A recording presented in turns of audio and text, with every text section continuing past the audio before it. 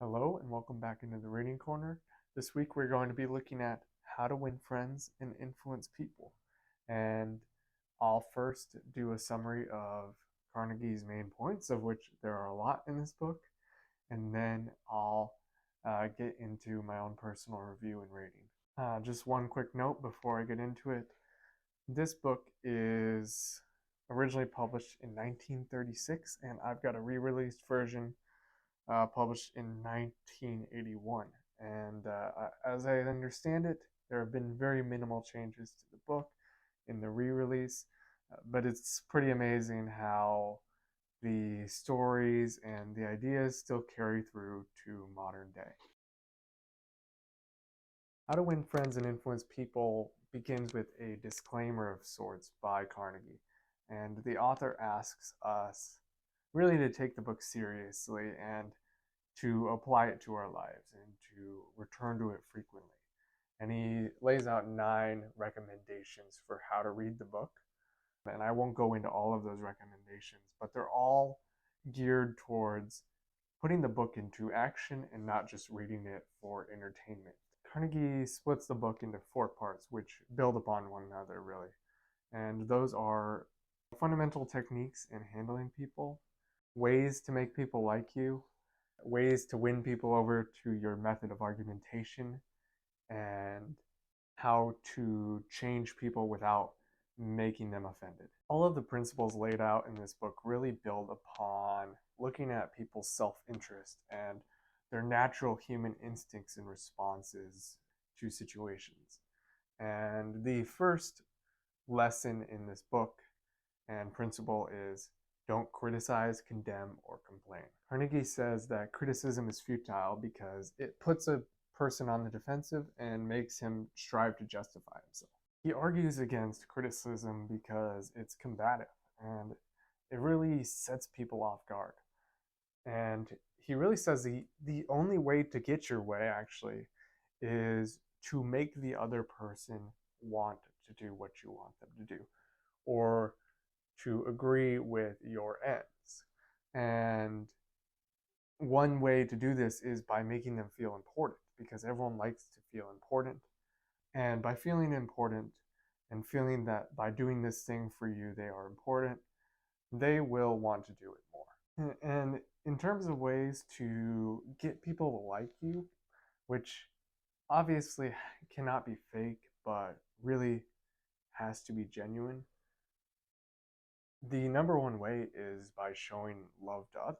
And Carnegie uses the example of a dog and saying that a dog's the only animal that doesn't have to work for its living because all it does is give you love and affection, without any strings attached, really. And if we give this sort of attention and appreciation to others, they will inevitably reciprocate that as well to us.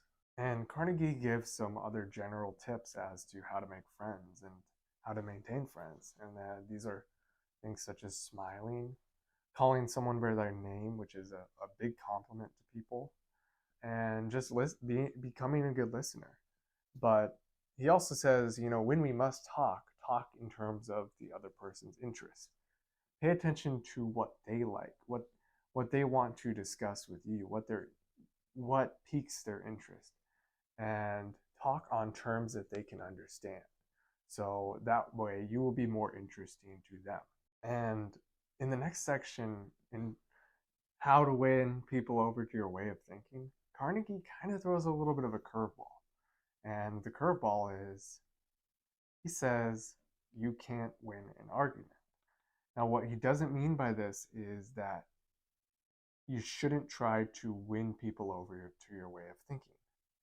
What he means is that straight up argumentation is not a good method of doing so, and you will never win the argument. The reason Carnegie says that you can never win an argument is because even if you do end up destroying all of the other person's points and taking down their argument completely in shreds, all you really will have accomplished is building up resentment and causing a greater divide and humiliation of that person, hurting their pride.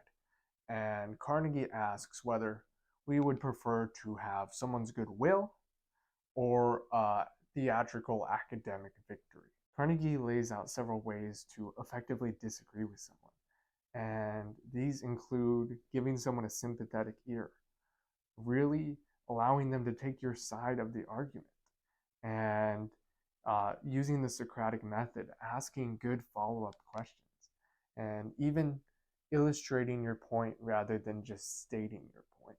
Generally, his method is listening to others and giving them the respect that they are due. And he believes that by showing others this respect and asking good questions and being a good listener, you can actually generally come to an agreement on things. The final section of How to Win Friends and Influence People deals with how a leader should manage their employees or those who are following them without arousing resentment or giving off offense. First, Carnegie says that when leaders inevitably do have to criticize people or to correct people, they begin by giving honest praise and appreciation. And he says it's much easier to hear what we've done wrong after we've heard some of the things that we're doing right, just so that we know and we're confident that the person is seeing all sides of the picture and they're not just criticizing, they're looking at the whole picture and they're seeing the good and the bad. On this note, he points out that it's important as well for leaders to lead with humility. Before you criticize someone else's point of view, having a sympathetic type of attitude where you maybe say how you've messed up or some of the things that you've gone through in the past. It's much easier for people to listen to criticism when they know that the person who's giving the criticism admits their infallibility as well. Although it's not economical of time to get into all the suggestions, Carnegie makes several other suggestions here as to how leaders can improve the performance of those following them. And these include things like giving the person a good reputation to live up to and really speaking into them the positive qualities that you want to see in them. For my final rating, I give this book 5 stars and 95 out of 100. There's very little to criticize with this book, and most of Carnegie's assertions ring true, even where they are not groundbreaking ideas necessarily. And while I really agree with the ideas of this book, I also think that many of them are age-old ideas. And some of them I've even noticed arising out of biblical principles. For instance, I thought of when Carnegie talks about how you should admit your own mistakes before talking to someone about their mistakes. And in the Bible, there's a verse in Matthew 7:4 where Jesus says, you have to take the plank out of your own eye first before looking at the speck in your brother's eye. I do not know whether these similarities are on purpose, but I see them all over the place. And these age-old realities and ideas are facts of human nature that we would all do well to acknowledge. By taking Carnegie's advice on dealing with others and listening and winning others to your way of argumentation, by showing them the value of the proposition to them personally, really can have a positive impact on the way we deal with people and our day-to-day lives. I hope you enjoyed exploring how to win friends and influence people with me today. And I do want to ask if you have any suggestions for books to review or look at on this channel, please drop them in the comments down below.